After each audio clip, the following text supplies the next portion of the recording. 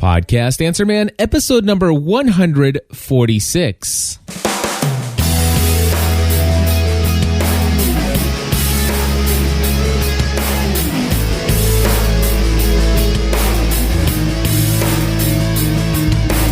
Hello, everybody, and welcome back to another episode of the Podcast Answer Man. My name is Cliff Ravenscraft, and today we are going to be talking about, yet again, another full slate of topics. Starting off with commitments to your community, how do you set up a compressor limiter gate, Google Buzz, media hosting for your MP3 files, podcasting stats, Edirol firmware updates on all kinds of other stuff. Lots and lots of things to talk about every week, my friends, and I am glad to come here and talk about my greatest passion in the world, which is, of course, podcasting. I love podcasting, and you obviously do too if you're willing to put up with me talking about it all the time, week after week. Anyway, I'm going to start things off by, yet again, sharing with you guys things that I want you to avoid, mistakes that I've made, things for you to avoid. And I'm glad to make these mistakes first, I guess, maybe, sometimes. Not necessarily, though. Not necessarily. Now, Father Jim is in our chat room. He says, what is a compressor limiter gate?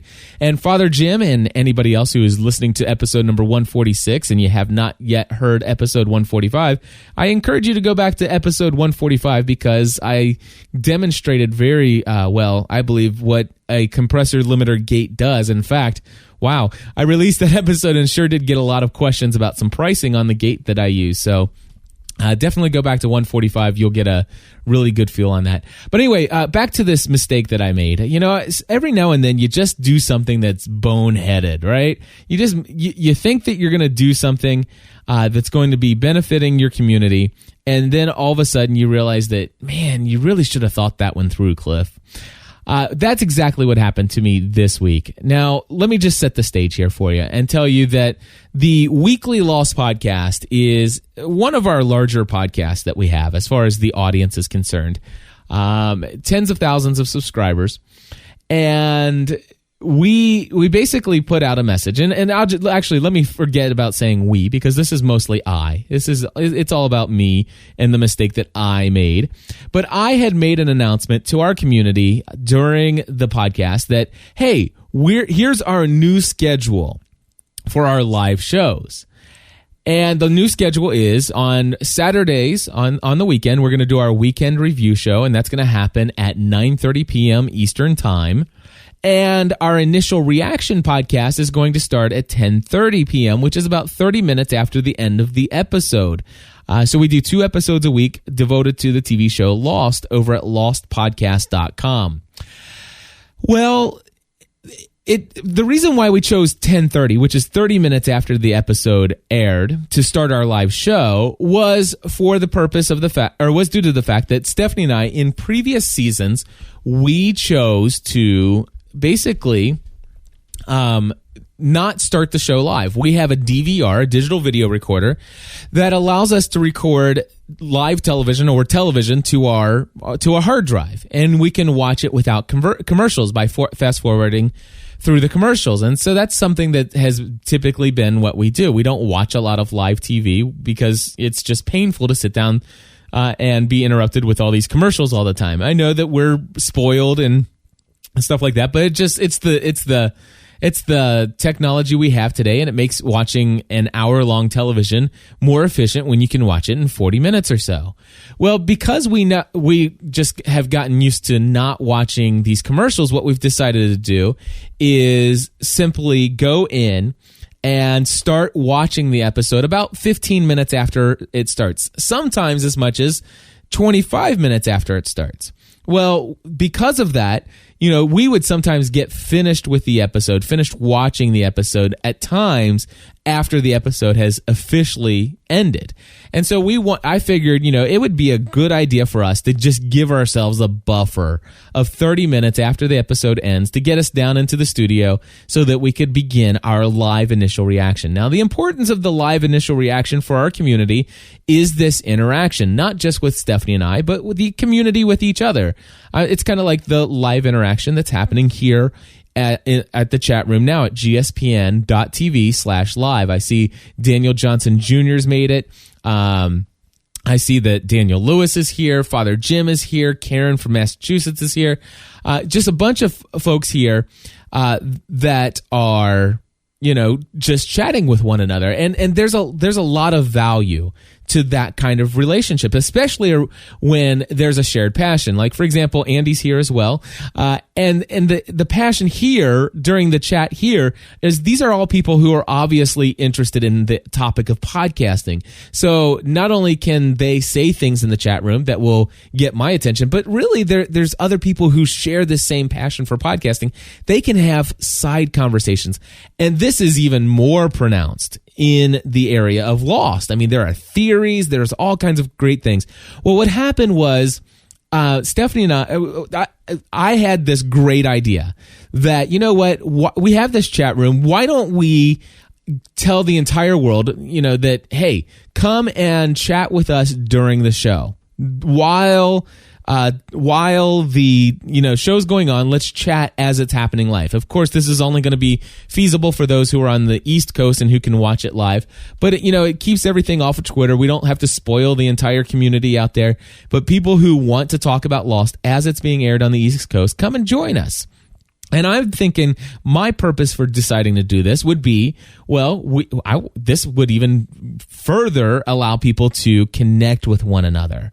So without much thought, I simply sent out a Twitter message a status update on Facebook, Twitter, and also LinkedIn, and said, hey, we're going to start the chat room tonight. We're going to go ahead and do this and come and join us.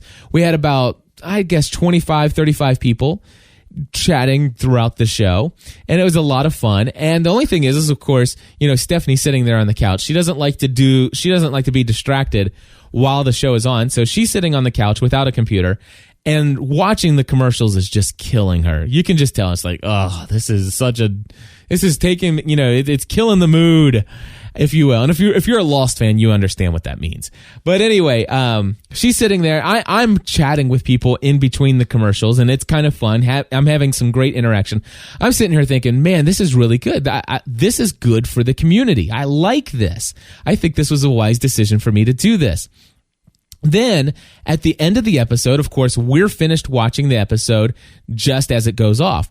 This means that, wow, this was exciting. Stephanie and I have both watched it. We now are ready to give our initial thoughts. While everything is fresh and hot in our mind, it's kind of like eating, rolls at O'Charlie's. You don't want to eat those things after they've been sitting for about 35 minutes. You want to eat those things while they're hot and fresh and stuff like that. Of course, you want to avoid those if you're trying to lose weight and eat more healthy, but you get the idea. All right. So what I did, without thinking very much, I'm thinking, you know what? I want to make sure that this podcast is as fresh as possible, or at least the content is hot and fresh, and it gets our initial juices from watching the episode. We want to make sure that we don't let all the juices leak out. So what I decided to do is I sent out another Twitter, Facebook, LinkedIn status update saying, hey, we're going to go ahead and start the podcast in 5 minutes. So I just sent that out, and, probably about 5 or 10 minutes after 10 o'clock, or about 20 to 25 minutes early, we launched into the initial reaction. And so basically I hit record, and we had probably about 45, 48 people throughout in the chat room. And the conversation is going great. I'm thinking, man, this is good. Life is good right now. The community is great. This is awesome stuff. And, I kind of noticed that there was a little bump in traffic as far as the number of people in the chat room, about 1025, 1020, 1025. And then all of a sudden, right around 10:35, Stephanie and I pretty much are ready to wrap up. It's an initial reaction. And some people in the chat room said, wow, that was short, and without thinking, I'm like, well, we've been going for about 35 minutes. This is the initial reaction. The weekend shows are a longer show. And I really, it didn't even dawn on me the fact that there were people who don't typically follow Twitter and Facebook and all this other stuff. But there was this huge audience of people out there that listened to the weekend show from the week before, and had heard, the initial reaction, and had heard us talking about our schedule. And so these people that don't typically follow me in the social networking space to get the status updates, these people had made plans to even stay up late in some instances, and showed up for a live interactive podcast where they can communicate with us and other people in the community at 10:30. So those people started showing up about 10:25, 10:30, 10:35, expecting to hang out and interact with a community, all at the time when I was wrapping things up. And pretty much, within 10 minutes of them being there, many people for the first time ever coming to a live show after hearing so much about it. And then all of a sudden, boom, Cliff and Stephanie are done. They're tired. They're going, they've uploaded the podcast. They're going to bed. I felt awful the next day when I realized what I had done. It's like all of a sudden I'm sitting here thinking I'm doing all of this for the community and stuff like this. And I got some feedback from some friends, and they said, hey, I'm concerned about this. And rightfully so. Some people were kind of hurt by the fact that, in fact, I just said, hey, we started early, it's not a big deal, and at the time when I said that, I said it as like, hey, we just started early, and I mean, everything in my mind was all copacetic. It was all good. But man, one of the things that's important for me to understand is that, and this is where podcasters, this is the moral of the story. Not everybody that listens to us follows us on Twitter. Not everybody that listens to us follows us on Facebook. Not everybody that listens to us is going to be on our mailing list. When we communicate a commitment, when we make a commitment to our community, when we communicate that, we need to stand by our commitments. And that's something that I learned this week. And it's not something that I just learned this week, but it's something that I learned that I failed to deliver on this week. And so I need to reset some expectations. I put out an apology. I put it on our community blog. If you go to gspn.tv/blog, you can read what I had written there. But, I made a formal apology. I was wrong. Matter of fact, I was sitting there. I got this feedback. I was discussing it with my wife. The kids were in the kitchen while we were talking. And one of my 3 children says, well, Dad, who cares? It's your podcast. You can do what you want. And I said, you know what? You're right if it was just a podcast, but it's not just my podcast. This isn't just putting out content. But what my wife and I, what we do is we lead a community. And for podcasters, if you haven't caught on to that, if you haven't realized that 50 people that show up as a number when you're checking your stats, if you haven't realized those are 50 individual people who have devoted time and resources limited resources of their time and energy to you and what you have to say, oh my gosh, it's huge. And so I shared with my children, I said, you know what? It's not just my podcast. I made a commitment to a large group of people, and I failed to deliver. And so, my friends, that's what I wanted to share with you today.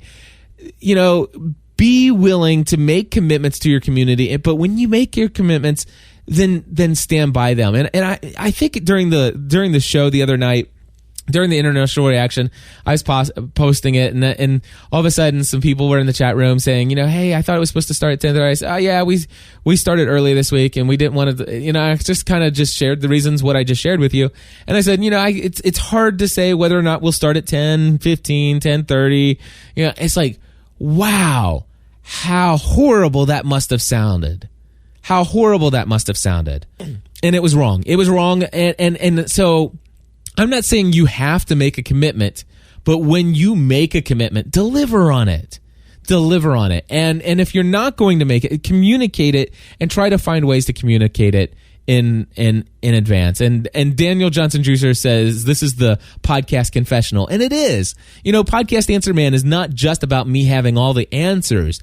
It's about me just sharing sometimes about what I'm doing and the things I'm learning. And so if you're going to do these live shows and you're going to invite your community to interact not just with you but with each other, by golly, be there and make it happen, and when it doesn't, then don't be afraid to publicly say, I messed up. And I did. And so I just wanted to share that. All right, moving along, I have a question here from Andy, speaking about compressors, limiters, gates. This is what Andy called in to ask. Hey, Cliff, this is Andy, or XPunkX. I'm calling from Northern Indiana for Podcast Answer Man. Had a question real quick. I'm really thinking about getting a compressor for my show. I noticed that I really kind of need one. So my question is how do you, once I get one, how's the best way to go ahead and set the settings on that? If there's a quick kind of rundown on that, I'd love to hear that. Thank you for all that you do in the Podcast Answer Man, and can't wait to hear another show. Thanks. Bye. What would you say if you were listening to the Podcast Answer Man and you asked what would seem to be a relatively simple question to ask somebody who's devoted their life to podcasting, and he's got the Answer Man show, and he says as the answer, I don't know. What would you say? Well, here's the deal. I received my compressor limiter gate that I talked about in episode number 145 last week. Again, if you didn't hear it and you didn't hear the demonstration of just how important it is to me and what it does for me, go back to episode 145 and listen to that. I received my compressor limiter gate as a gift from a friend. And to be honest with you, I had no clue how to hook this thing up. Ratios, attack times, thresholds. I mean, it was all Greek to me. And I had this friend of mine, a different friend of mine who's a sound engineer, and he says, Cliff, I can help you set that up. And of course, my schedule, I just never really connected, the two things, his schedule, my schedule together. And it really wasn't a high priority. I didn't even know what all this equipment did at the time and why it would even be important to me. This is way back when I was doing this as a hobby. Well, eventually it got to the point where I started to realize that I needed something. I needed something to cut out some static in my broadcast host. And I noticed that I wanted something that would make my live Ustream sound a little bit more like what my post-production sounds like on my files. So I needed what I learned is compression, a little bit of boost and oomph. And I noticed that sometimes when Stephanie would get really loud, or if I would get really loud like this, I needed something that would keep that right there from peaking, from just going way over the top and peaking my audio. And that's a limiter. And so I learned about gates, and I learned about compression, and I learned about limiters, and I learned that I've got one of these. And it's like, why don't I hook it up and see if I can figure out how to use it? Well, here's the deal. Here's what I did. First of all, I can't tell you how to set it up because every single one is different. I mean, they really are. But this is what I did. Quite literally. I went ahead and got the manual out, and I literally read what each knob was. When I read it, it made sense. And then what I did is it's like, okay, so this is what that does. Okay. And then what I did is I played with the knobs. I'm sitting there with my headphones on, and I'm sitting there tweaking the knobs. It's like, oh, wait a second. If I turn this up, let me see if I can get line 1 on my gate. If I turn my gate up too loud or too much, I start cutting out here. You can just barely hear me if I get loud enough. So what I've learned that if I turn my gate up too much, where my gate engages or kicks in, so it keeps all the bad stuff out and keeps all the good stuff in. And so I learned what the gate function was, and then I started to find out what knob controls that, and I started playing. And then I went into the compressor, and I mean, it literally took me about 2.5 hours to get all the functions set up on my mic the way that I want it, set up on Stephanie's mic the way that I wanted it, set up on the broadcast host the way that I wanted it, and then I also have it set up on Skype the way that I want it. Sometimes, I'll get a Skype call, and the person on Skype will have a lot of static in their background, and I'm able to set that up to where I've got a screaming child upstairs. Trying to see if she's hurt or if is she all right? All right. So anyway, So I just trying to figure out, how can I get all this stuff to work to where I don't have all the static? How do I get that good sound out? And how do I keep it from peaking? And once I read the manual and learned what knobs actually control all that stuff, then you know what you're listening for. Before I got the manual out, I didn't even know what to listen for to see what I was changing. I just like peak, limiter, threshold, gates, and all this other stuff. And so once I did that, then I figured it out, and I know how to set it up for myself now. If I needed to do it again, I'd be able to do it. It's not a problem. Now, here's the deal. Walking somebody else through this by the phone would be a nightmare, except for the fact that this is what I've done time and time again. I have clients who will simply just buy the same one that I have. And once they get it, I tell them what buttons to press to where the light's on and which ones to press to where it's off. And then I just tell them where my knobs are. And I say, here's where you start. And then if you need to make adjustments, this is what you do. And I don't say that just so that you buy the equipment that I have, because to be honest with you, the equipment that I have, it came as a gift. It's very inexpensive gear. And there are probably much more higher quality products out there, which I also sell, by the way, but still, there are probably better products than just the Behringer gate, but my compressor limiter gate does the job, and it does it well. Daniel asked in the chat room, can you tell us where you put the gate in the chain? That is going to be different on individual people's setups, but where I do it is I bring my mic, like my Heils, plugged into my mixer board, and then I use what's called an insert output cable.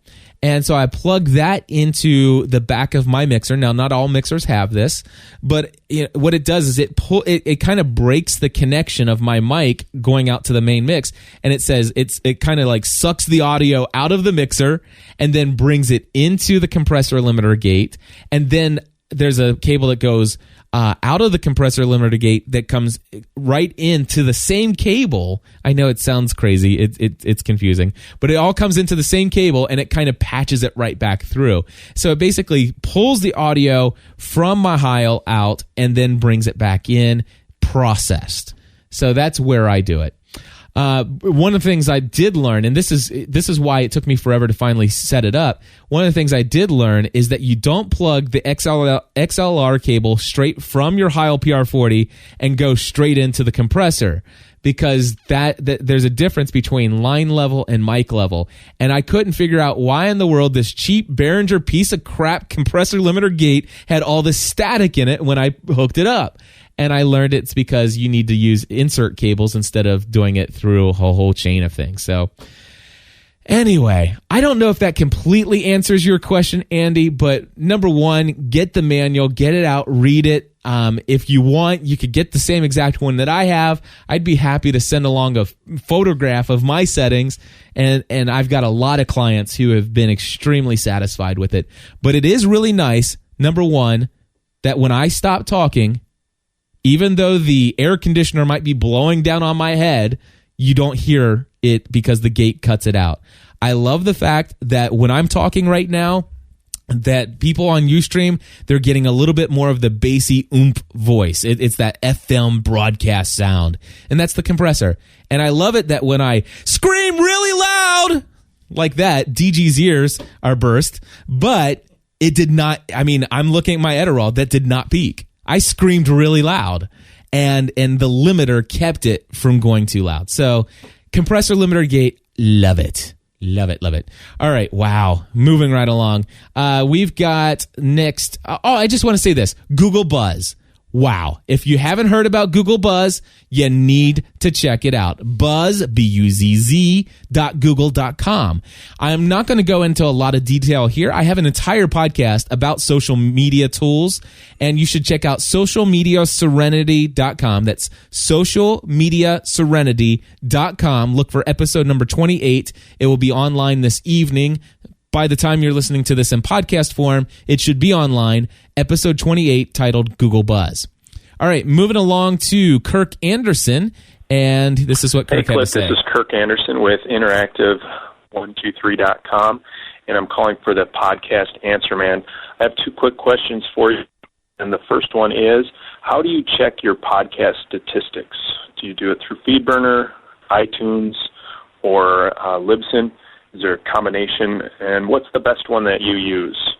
The second question is there any way to change the info that you submitted to iTunes for your feed? And the reason I ask is when I did my first podcast, I created a FeedBurner feed, and it wasn't the most attractive because I didn't exactly know what I was doing.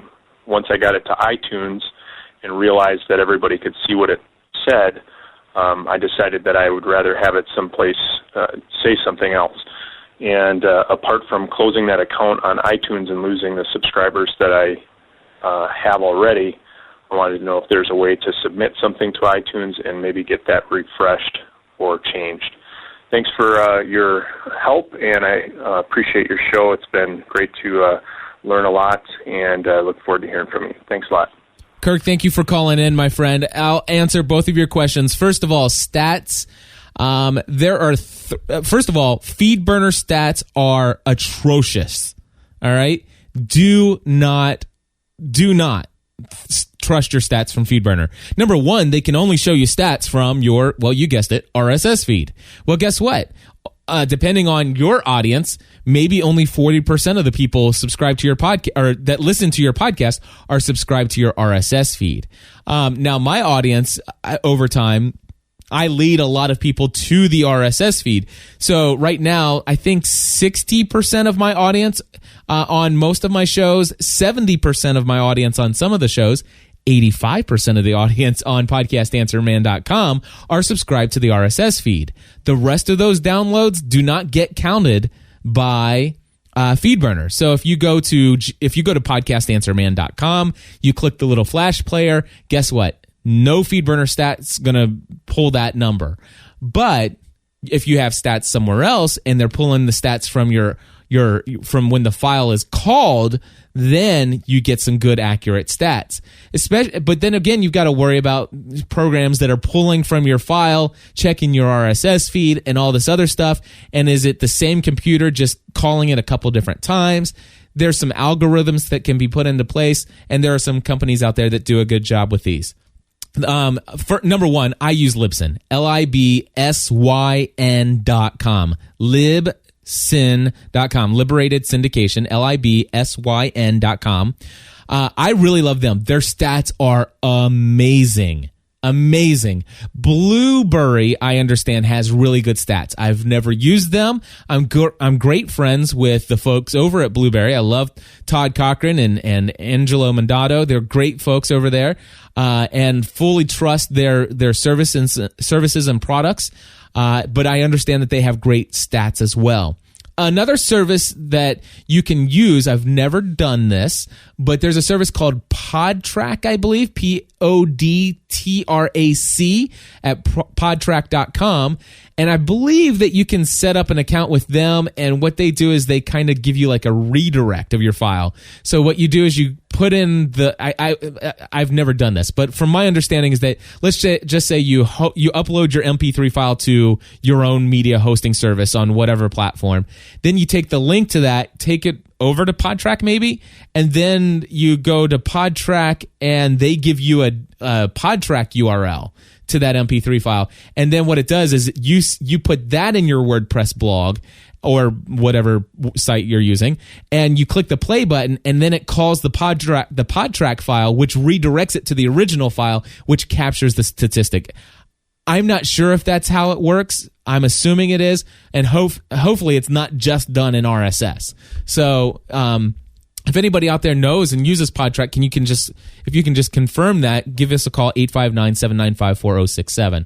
But anyway, Libsyn, Blueberry, and possibly Podtrac. I'm going to suggest Libsyn, and I'm going to explain to you why after Bob Jordan asks me in this next call. Hey, Cliff, this is Bob Jordan from pfdebate.com, calling with a question and comment for the podcast Answer Man. First off, I noticed that there is an update to the 2.0 software firmware, actually, for the Edirol R09HR, and I know you've sold a lot of these, and I suspect a lot of people haven't actually done the firmware update. I thought it was real easy to do. Now, I am a computer support guy for a living, but I thought compared with a lot of things, it wasn't too bad. And then my question for you is that I know you strongly recommend that we use something other than our web hosting account for hosting our podcast files. But I'm curious why we should use Libsyn or Blueberry or one of the podcast-specific solutions as opposed to getting an account with just a regular content delivery network provider. Thanks a lot, Cliff. Bye. All right, Bob, thank you so much. And I just realized that I forgot to answer Andy's other question about changing your RSS feed. My friend DG Hollums is in the house now. He's in the GSPN.TV World Headquarters Studios here in lovely Hebron, Kentucky. Hey, DG, what's up, man?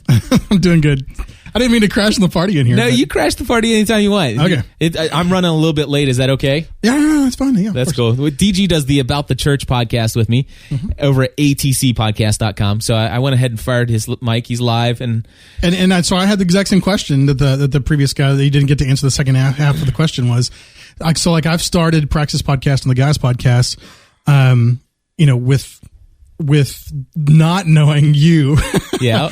Well, I knew you, but I didn't know you well enough to be able to really take advantage of the Podcast Answer Man. So I have all these RSS feeds that are not FeedBurner feeds. Yep. I want to make that switch. How do I make that switch without losing listeners? Right. That's a great question. Well, first of all, I will tell you there is a way to do it. And would you believe in I've been doing this full time for more than 2 years now. Been doing this, helping other people with their podcasting for almost 4 years. Would you believe I've never had anybody yet hire me to help them fix that problem? Usually people have come to me in the beginning or they've already had FeedBurner feeds. But there is a way to do it. Can I help power you? What? Can I hire you? Sure. And then you would not be able to say that statement. Yeah. But here's the deal. There is a way to do it, and it's in the iTunes specs. You have to be able to have the ability to manually change your RSS feed, your existing one. Now, because you have to put an iTunes redirect tag in there. Now, I don't know exactly what the tag is, but it's easy to find. It's in the iTunes specs for podcasting. But you have to have the ability to manually change and add a tag to your RSS feed. And I believe that, even if you should be able to even make one up. Like, for example, whatever you told iTunes your feed is, if it's on your own hosting account, you might be able to create a dummy file for that and put that tag in there and have it redirect. But I think they tell you that it has to be available for a certain period of time for it to really be effective. But then again, from my friends over at Blueberry, they're telling me that it really should be active, indefinitely, permanently, which, right. By the way, why not just leave your feed the same? Exactly. You know what I'm saying? Because what happens is, when somebody subscribes to your podcast, they're subscribed to the RSS feed. Right. All right. They're not getting stuff out of the iTunes store. They're getting it from the feed that you originally submitted. So if they don't check their feed for a couple months, well, what happens is that it'll never update if that redirect doesn't always stay there. So for you to keep all of your subscribers, you have to have this redirect really in place for a long period of time. But what's going on is when you actually put this redirect tag in your feed, it tells iTunes, it's like, oh, here's the information. Oh, by the way, this feed is no longer here. Change your subscription in iTunes to this new feed. Oh, okay. So that's what this does. And so you actually have to, and I'm not familiar. Again, I've never had to do it for anybody yet, but I've never actually had to go in. I'm sure that you'd have to have the ability to some way manipulate whatever feed that you're currently using. The problem is the people who have really wanted to hire me to do this, I haven't been able to do this for.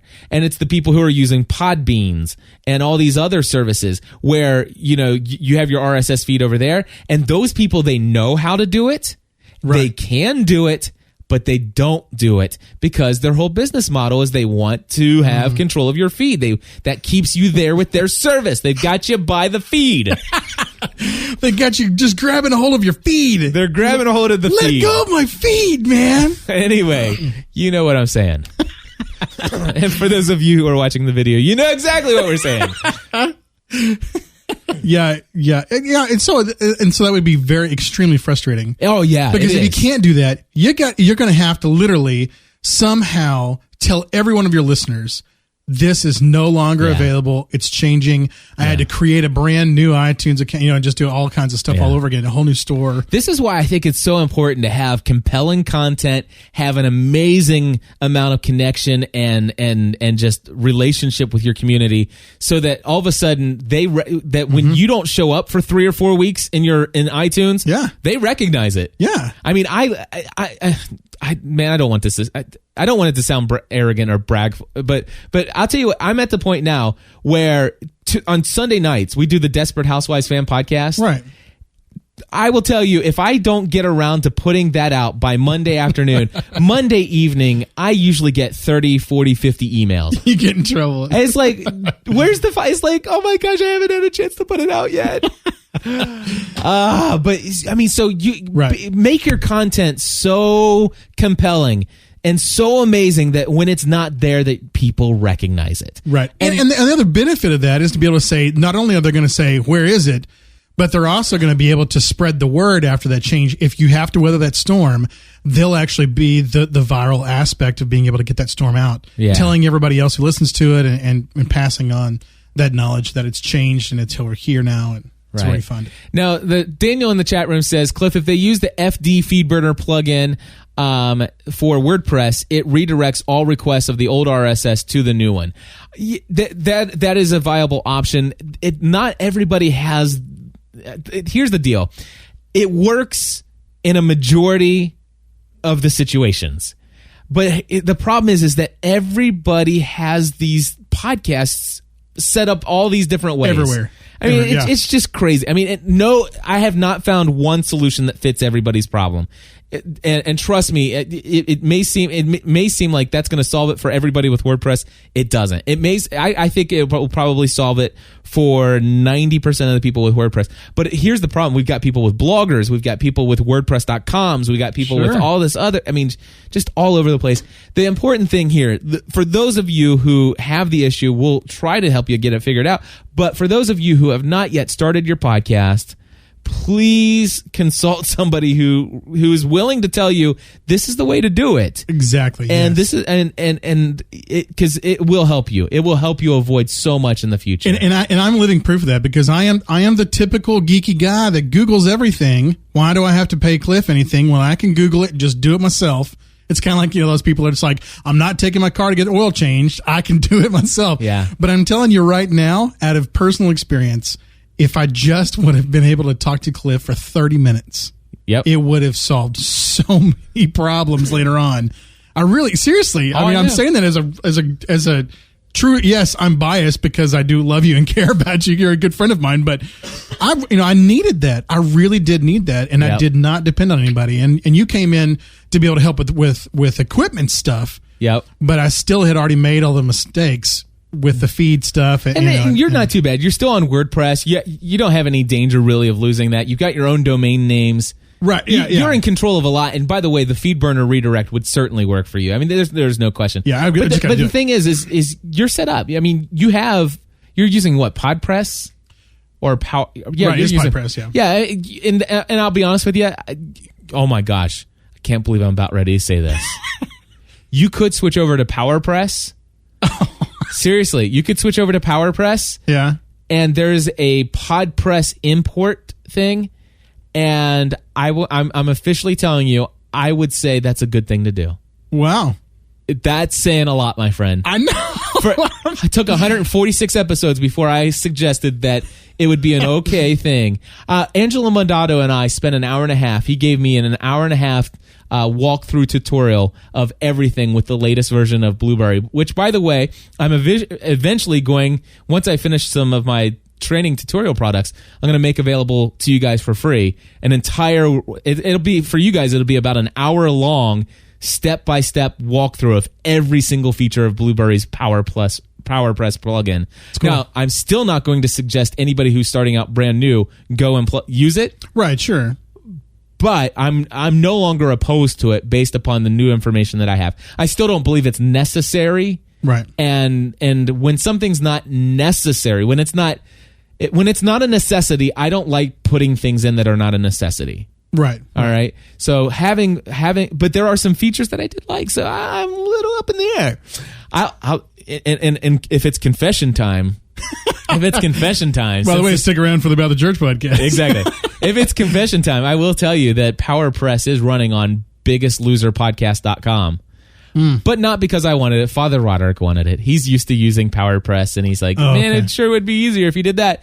And I'm like, but it's just the KG and Clojure Flex versus the PowerPress. But anyway, I installed it for him, and he likes it better, and that's cool. Yeah, and I mean, it's a good plugin. It's a good plugin, and you can uninstall it, and it's still your podcast still works. Exactly. Now the thing is, if you're not using FeedBurner, your feed settings for iTunes could go away. Right. Yeah. But it's good. Yeah. It's a decent plugin. Well, I'm gonna be hiring you sometime soon. You heard that from me. Yeah, it was me. All right. So go back to the other guy's voicemail. Yeah. So back to Kirk. All right. So Kirk. how do you check your stats? We already talked about Libsyn and all that other stuff, but also Bob Jordan. Bob Jordan is where we're at. Oh, Adderall R-09 firmware 2.0. I personally have not upgraded my firmware in my Adderall R-09 HR recorder at all. Ever. Since then, I think there was a version 1.2, and now there's a 2.0. Let me just read to you real quick what it gives me: onboard wave editing functions. I don't want to edit my file on an Adderall personally. Right. It's not a desire of mine. There's a programmable metronome. I have no need for a metronome. Self-timer record. Maybe there's if that's a new feature that's in 2.0. If that's something you want, a self-timer. I prefer just hitting the record button, but I could see that there might be a potential that you might want to set a timer to record at a certain time. I don't know. Anyway, standard programmable tuner for instruments. No need for that. And a graphic tuner for woodwind, brass, strings, and vocals. Again, none of those functions in 2.0 are anything that really shout out to me, hey, I need this. And it's a cool thing. It's a cool addition, especially if you're a musician. You want to record your own music and record, you yourself are playing the trumpet and you want to record that. It's awesome to be able to know, or more of a guitar, so you can actually tune your guitar to it and things like that. But yeah. So and just so folks know, my philosophy: if it ain't broke, don't fix it. That, I mean, you record almost 2,000 episodes on a digital audio recorder, and never once do you ever run into a problem, with the exception of today at 10 o'clock this morning. We were in social media Serenity, and I forgot to actually hit the record button and realized 12 minutes in to at the least show. It was 12 minutes to I know. 50 minutes in. There's no firmware upgrade for but human error. Maybe if I had a self-programmable timer. Well, I know. I think you and I both upgraded when we married. So sometimes that upgrade will slap us and say, hit the record button. There you go. Exactly. But when they're not around, that upgrade does not. It was funny because I hit the button once and it was flashing record, the little flash. It was in standby mode. And I'm sitting there, we're going on and I stop talking and Eric starts talking and I look down and I'm like, Eric, stop. Don't say anything else. In the name of love. Everything we just said, we have to say over again because I forgot to hit record. That's anyway, awesome. Fun stuff. Keep going. All right. Bob Jordan also asks, why do I use Libsyn instead of other hosting solutions? Right. Such as Amazon S3 would be a great solution. Very, extremely cheap. Why do I do it? Simplicity, number one. Number two, stats. I love Libsyn stats, my friends. Right.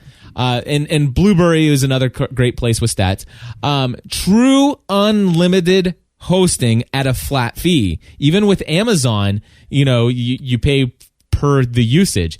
What if something happened and then all of a sudden, Oprah does, it's like Cliff and Stephanie Ravenscraft do this Lost podcast. It's crazy. Go check it out. And all of a sudden 5 million people go download. Right. I don't know what that bill would be from Amazon Unlimited, or Amazon, but I know that it would not change a single penny of my cost with Libsyn. Right. Guaranteed.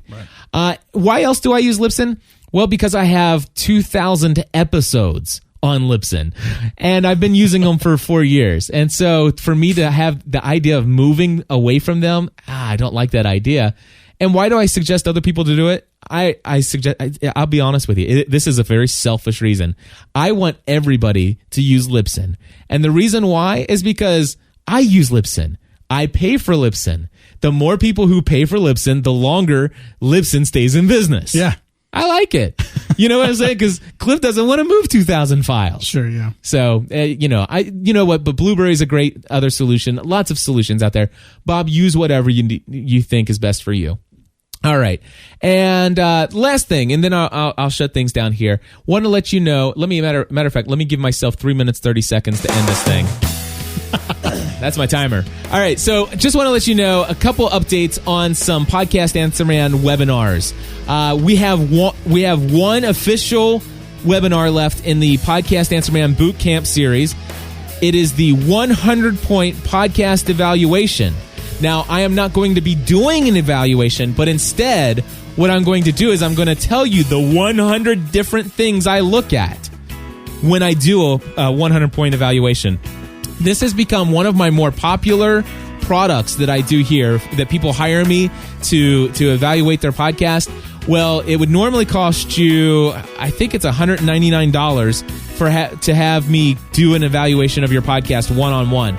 Well, the webinar is $100, and you can come and participate and see the 100 things that I would look at if I was evaluating your podcast. Cool. And then what you can do is you can judge for yourself and take a look at it, right? And see and basically, I will tell you, there's going to be a lot of value in that, because it's just asking the questions that all of a sudden it's like, oh, I never thought about that. I never thought about a share this button. I never thought about using a different comment system. I never thought about I never thought about mentioning that at the end of my show.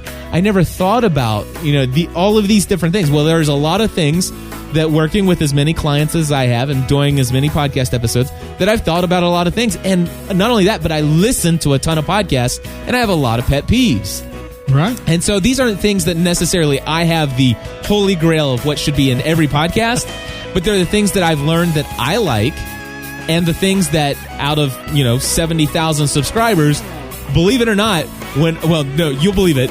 If you're a podcaster and you have any subscribers, you've done something, you've got some critical feedback. Well, guess what? I get a lot of criticism of the different things. Like, for example, if you say you're going to start a show at 10:30 and you start at 10:05, you'll get some critical feedback. Right. And you need that. And so what I do is I put all this together and help you evaluate your podcast. That's happening this Saturday, February 13th. All of the webinars that I've done, which you can find at gspn.tv/online training, or no, that's wrong, podcastanswerman.com/online training.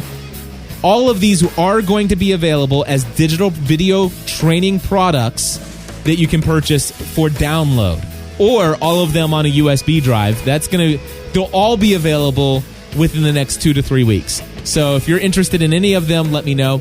Also, not a part of the actual Bootcamp series, but something that is brand new, it was requested out of the Bootcamp series, is a WordPress Q&A session.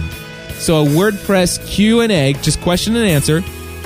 You have to submit your questions beforehand, and then we'll go and answer as many of these questions as we can within a 2-hour period of time. That's on February 27th.